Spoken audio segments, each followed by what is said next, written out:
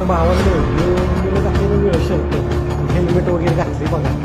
ते पोरगं आहे ना पोरगं इथलं ते खालचं पसरलं ते वरती आलेलं तिकडं पॅराग्लायडिंगमध्ये तिथे दोस्त तर त्याला आज पेपरचं माहीतच नव्हतं वर आलेलं ते. आता त्याला जायचं खाली कॉलेज खाली नेमकं त्याचा पेपर आहे. आता राहिला त्याकडे अर्धा पाऊण तास आता त्या पुढे आल्या त्यांनी सांगितलं पेपर होता म्हणून. आता त्याला जायचंय खाली गाडीनं काही जाणं शक्य नाही. म्हणून ते जे मित्रमंडळी हे पॅराग्लायडिंगवाले हे आता त्याला पॅराशूटनंच कॉलेजच्या ग्राउंडवरती उतरवणार आहे आणि ते जाणार आहे आता परीक्षेला.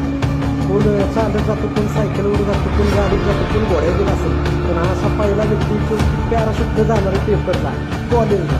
बघू शकता आता जातो पेन घेतलं का बाबा आता चालला बघू शकता खाली आणि कॉलेजच्या ग्राउंडवरच त्याला उतरवणार आहे तिकडच्या साईडला. आणि जे हे आहेत आपले पायलट आहेत त्यांना खाली गाडी जाणार आहे. कारण का जर घाटानं गेला असता तर अर्धा पाऊण तास कारण का भरपूर ट्रॅफिक असतं, अर्धा पाऊण तास लागला असता. म्हणून त्याला पॅराशूटनं खाली सोडणार आहेत खाली तिकडच्या साईडला. आणि जे ग्लायडर जे चालवतात जे पायलट आहेत त्यांना टू व्हीलर पाठवणार आहेत आणण्यासाठी. तर बघू शकता हा असा पहिला एकमेव व्यक्ती आहे जो की कॉलेजला चाललाय थेट कशानं पॅराशूटनं. कसं आहे खतरनाकच आहे, दणक्याच आहे, नादच आहे खोळा. नादच केला त्या पोराने, गेला लय लांब फक्त 5 ते 10 मिनिटातच पोचली बघा. पोचली पण खाली यायला लागलं पॅराशूट.